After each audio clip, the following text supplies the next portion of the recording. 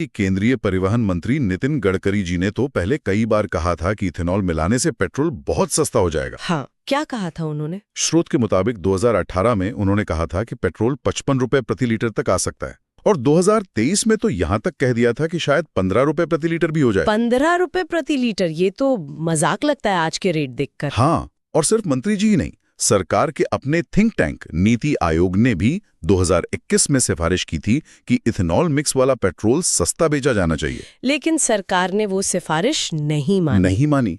कीमतें कम नहीं हुई तो उपभोक्ता को माइलेज का नुकसान भी झेलना पड़ रहा है और कीमत भी वही देनी पड़ रही है। ये तो डबल मार हो गई। दूसरी आलोचना क्या है? दूसरी बड़ी आलोचना है इसे लागू करने की जल्दबाजी। हाँ, वो 2030 का टारगेट 2025 में ही पूरा कर लिया। जी, देखिए ब्राजील जैसे देश हैं जो E20 ब्लेंडिंग में बहुत आगे हैं, वो E27 यानी 27% तक इथेनॉल इस्तेमाल करते हैं। लेकिन उन्होंने ये बदलाव लाने में दशकों का समय लिया। दशकों का? हाँ, उन्होंने पहले गाड़ियां तैयार की, इंफ्रास्ट्रक्चर तैयार किया।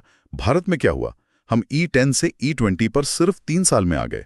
सिर्फ 3 साल? हाँ, याद कीजिए जब 2022 में E20 अनिवार्य हुआ था तब इतनी दिक्कत नहीं हुई थी। क्यों? क्योंकि E10 कंपैटिबल गाड़ियां 2008 से ही बन रही थी, तो ज्यादातर लोगों के पास वैसी ही गाड़ियां थीं। हाँ, ये बात सही है। लेकिन E20 के लिए बाजार और लोगों को तैयारी का बिल्कुल वक्त नहीं मिला, एकदम से लागू कर दिया। और तीसरी आलोचना? तीसरी आलोचना है विकल्प न देने की। मतलब लोगों को चॉइस ही नहीं दी गई कि भाई आपको 100% पेट्रोल चाहिए या E20 वाला। हाँ, ये भी बात है। अगर E20 सस्ता होता तो लोग शायद खुद ही खरीद लेते। बिल्कुल, अगर E20 सस्ता मिलता तो बहुत से लोग शायद अपनी पुरानी गाड़ी में भी रिस्क लेकर उसे इस्तेमाल करते या नई गाड़ी लेते समय E20 वाली ही लेते।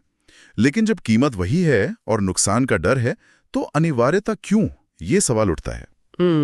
अब स्रोत इस पूरी कहानी में एक और परत जोड़ता है जो काफी गंभीर है। जी, इसमें केंद्रीय मंत्री नितिन गडकरी जी की भूमिका और उनके संभावित हितों का टकराव यानी कॉन्फ्लिक्ट ऑफ इंटरेस्ट पर सवाल उठाए गए हैं। अच्छा, किस तरह के सवाल? स्रोत के अनुसार गडकरी जी का परिवार महाराष्ट्र में चीनी उद्योग से पुराना और गहरा जुड़ाव रखता है, और चीनी मिलें इथेनॉल बनाने का एक बड़ा स्रोत है क्योंकि गन्ने के शीरे से इथेनॉल बनता है। हाँ, ये तो है। स्रोत बताता है कि गडकरी जी ने खुद पूर्ति ग्रुप नाम की कंपनी शुरू की थी, जिसकी एक कंपनी है पूर्ति पावर एंड शुगर लिमिटेड।